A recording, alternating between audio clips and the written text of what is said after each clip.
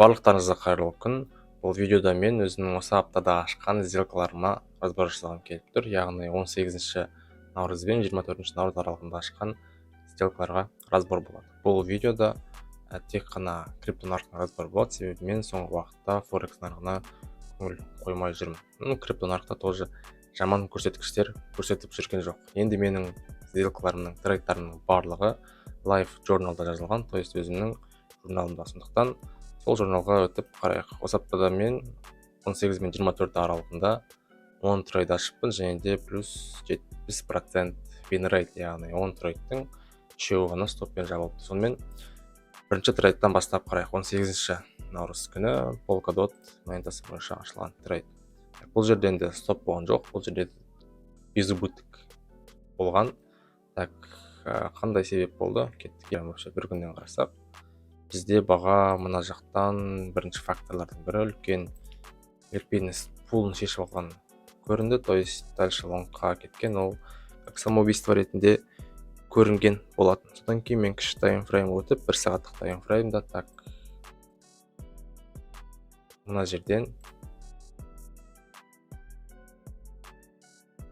жерден позицияға кіремін деп шештім. Зона интересатан. Мына жақта ликвидностьті шешкеннен кейін бағаның тағы да ликвидностьпен жақсы жұмыс жасаған көрініп тұр. То есть структура полностью шорт, и дальнейшем бізде тек шорт позициялар қарастырылуы қажет.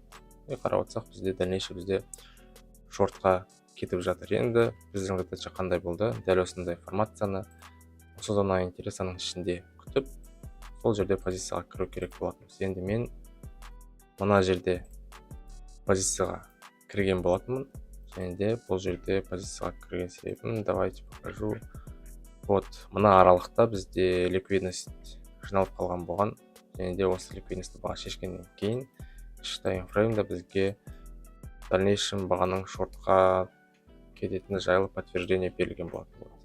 Слом структура ретінде. Және мен осы жерден өзіме позиция ашамын деп шештім, стоп-лосстың артына қойдым.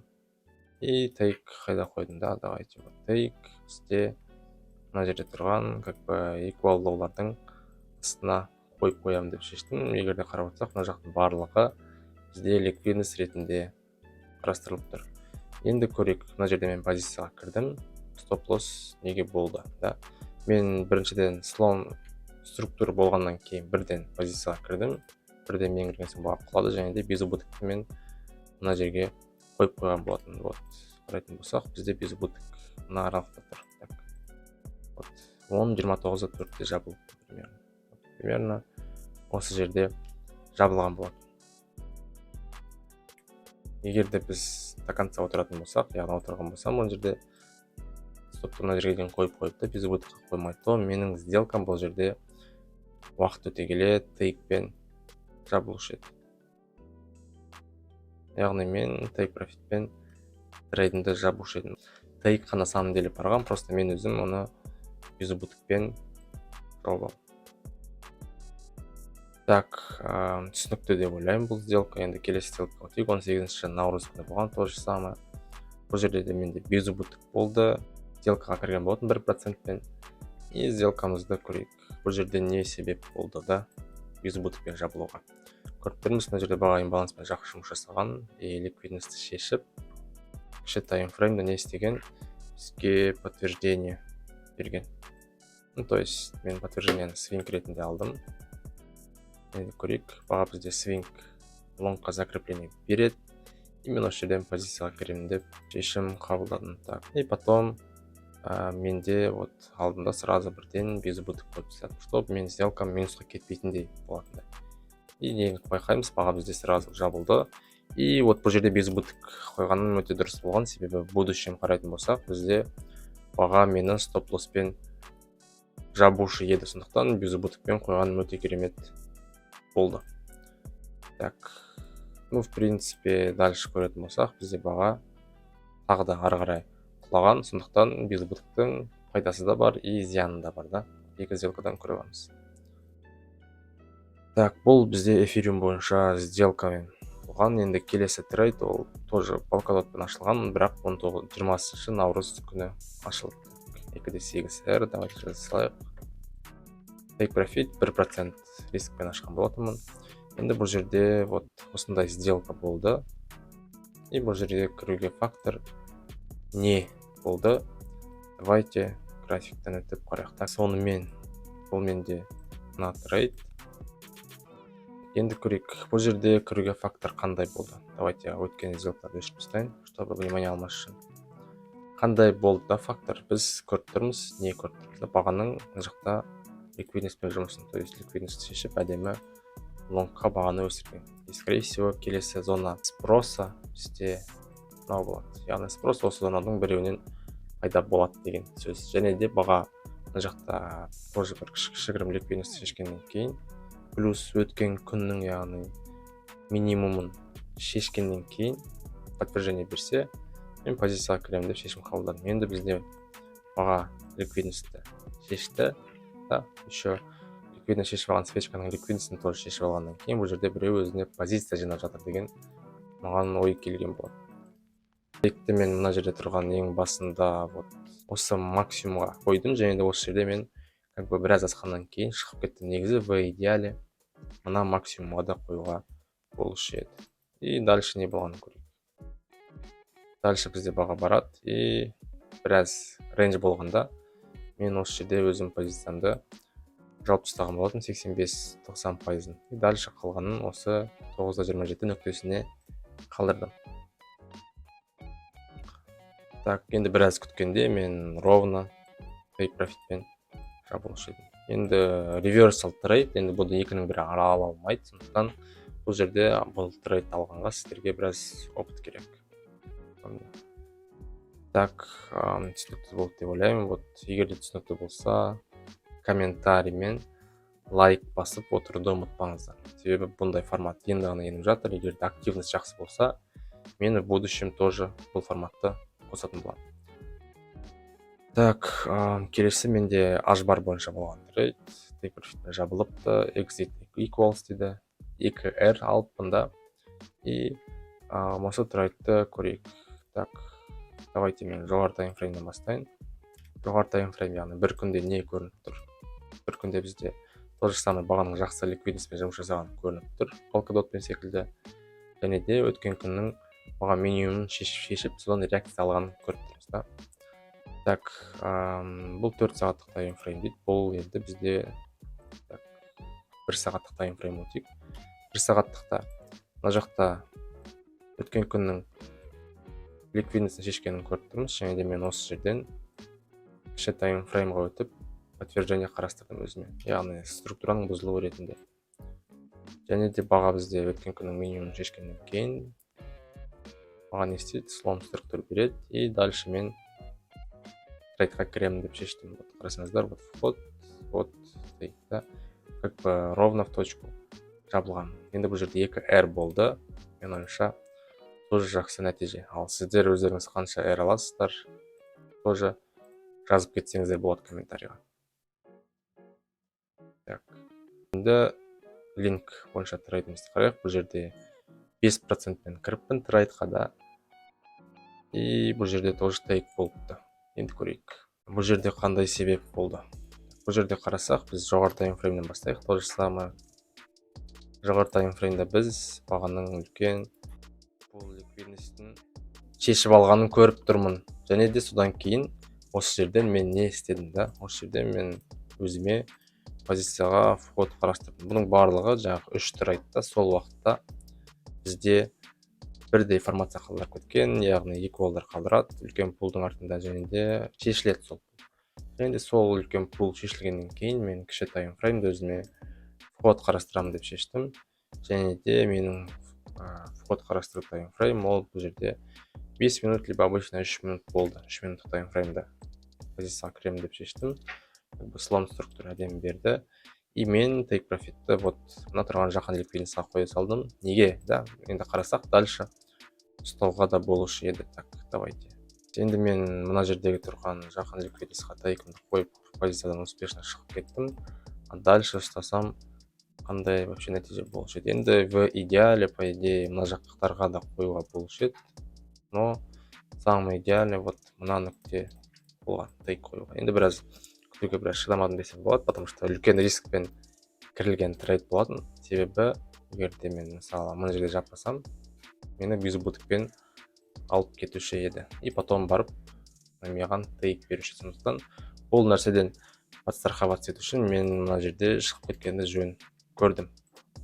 Так, түсінікті деп ойлаймын, как бы вроде ешқандай қиындық жоқ. Так, келесі трейд 22 март күні болған, кинетик монетасы бойынша кеттік. Так, жоғары таймфреймді қарастырайық. Жоғары таймфреймді бізде яғни 1 сағат ретінде алдым.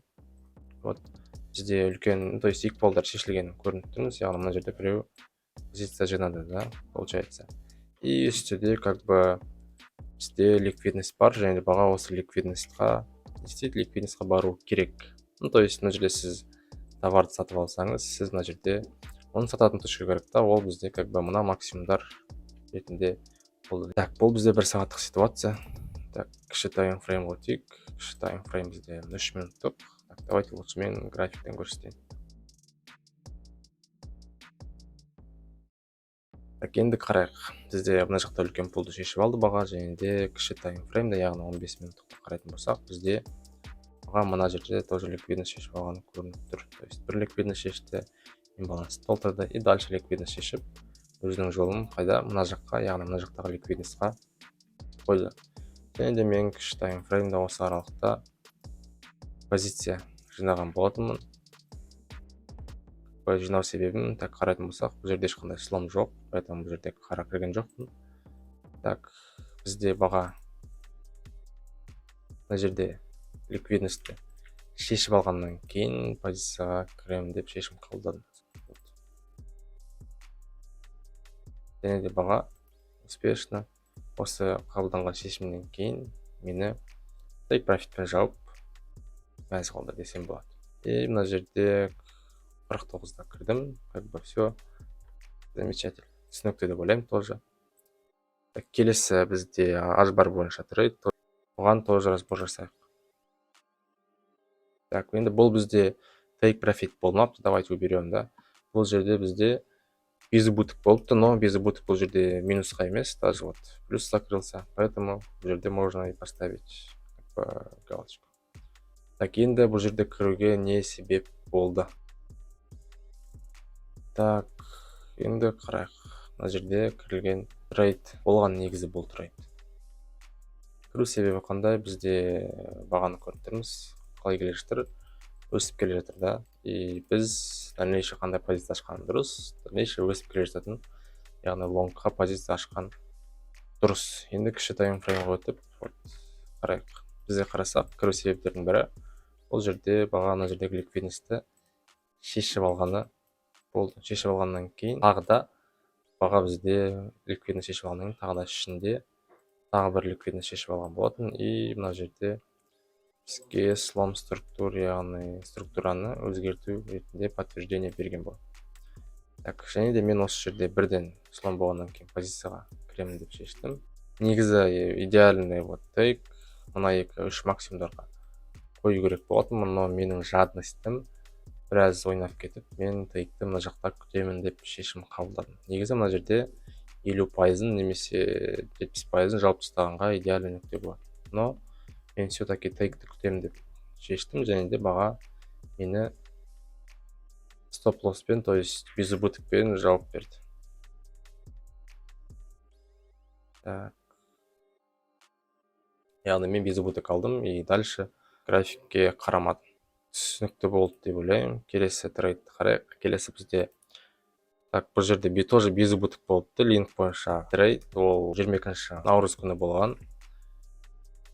Так, не үшін безубытокта? Давайте қарайық. Бұл енді мен свинг ретінде ашылған трейдім болған.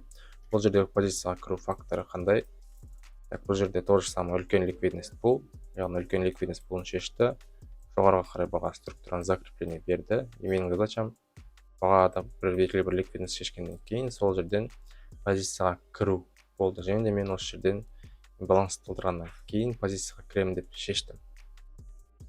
Шешкеннен кейін давайте так линктің графигіне өтейік қайтадан.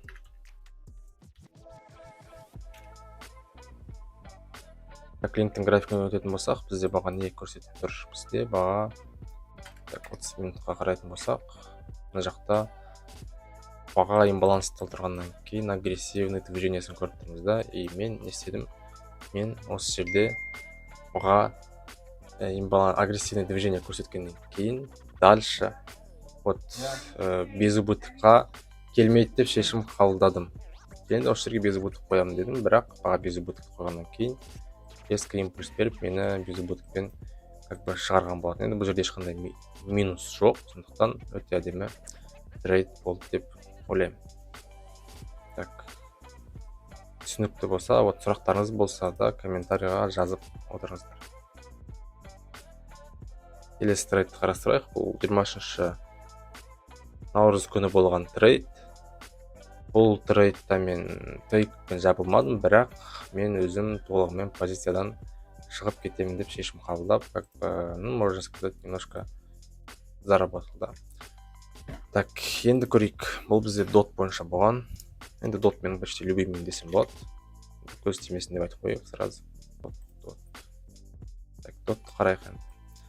Бізде не көрініп тұр? Бізде бағаның ликвидностьпен жақсы жұмыс жасаған көрініп тұр. Плюс соны интересный ішіне келген кезде то же самое ликвидностьті шешіп, жоғарыға қарай бізге лонгқа подтверждение беріп тұр да. И мен осы әрекетті қолданып, лонгқа подтверждение беріп, соңғы манипуляция болған жерден позицияға кіремін деп шешім қабылдадым. Давайте көрейік.